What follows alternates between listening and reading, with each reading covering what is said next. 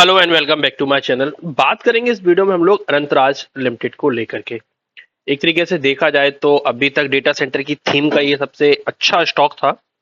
और लेकिन पिछले अगर 2 दिनों में देखा जाए तो ये स्टॉक अगर पिछले 5 दिन का रिकॉर्ड देखा जाए तो 36% का करेक्शन है।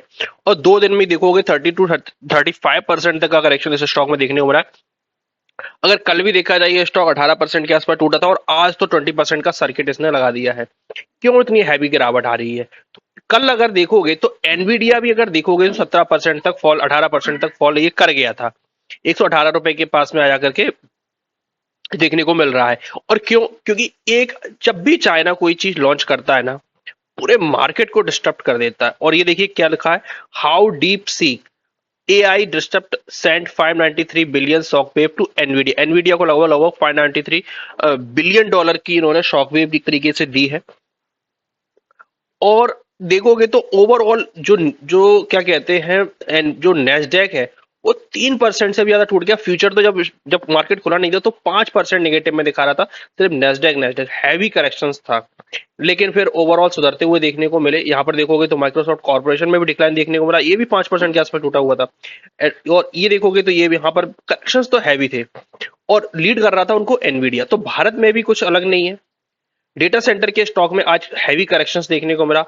अनंतराज हो गया, और भी अलाइड डिजिटल हो गया, और भी जितने भी जो जो भी स्टॉक थे रिलेटेड, उनमें हैवी करेक्शंस ऑलरेडी है।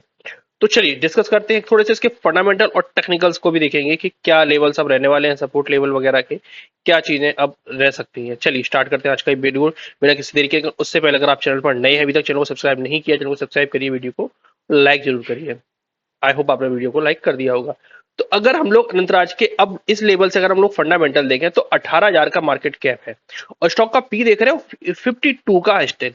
तो कह सकते हैं कि हाँ, स्टॉक का वैल्यूएशन इतने भारी गिरावट के बावजूद भी अगर देखोगे तो अभी भी 52 पे, मतलब इसका जो वैल्यूएशन है वो लगभग 80 पी के ऊपर था। तो कह सकते हैं कि स्टॉक अपने आप में ही ओवर वैल्यू था।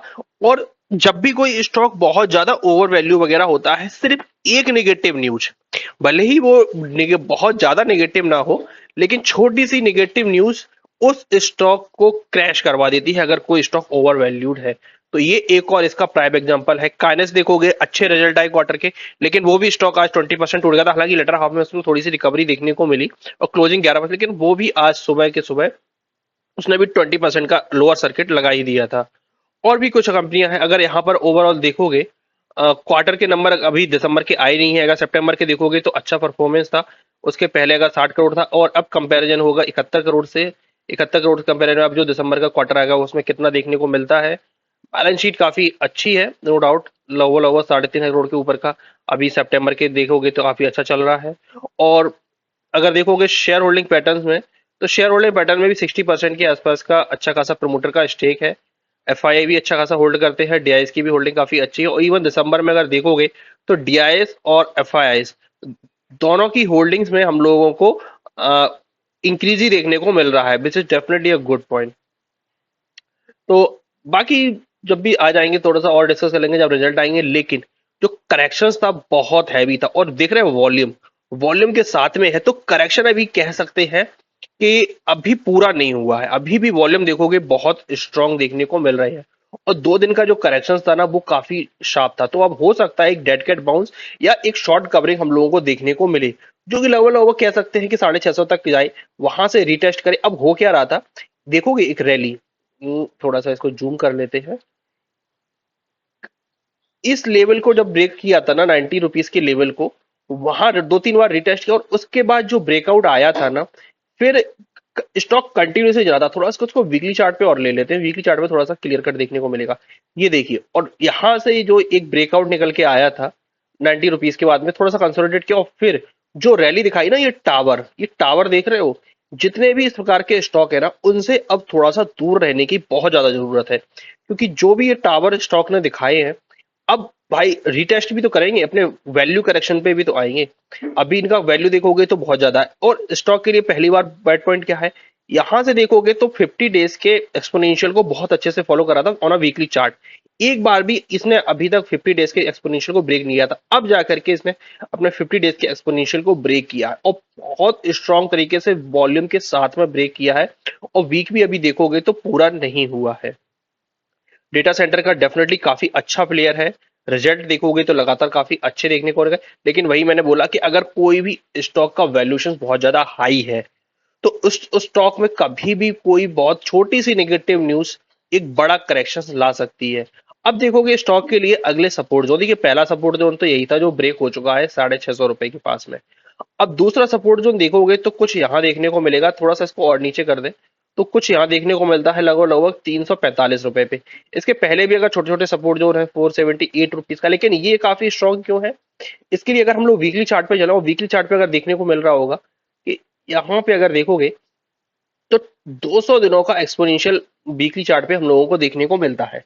तो ये काफी इंपॉर्टेंट लेवल रहने वाला है लगभग 350 रुपए के आसपास, जब तक थोड़ा सा ये भी अपने ऊपर आता हुआ देखने को मिलेगा तो ये लेवल फिर काफी इंपॉर्टेंट हो जाएगा। और ऊपरी लेवल से तब तक करेक्शन देखोगे 62% की मैसिव करेक्शन ऑलरेडी हो चुके होंगे।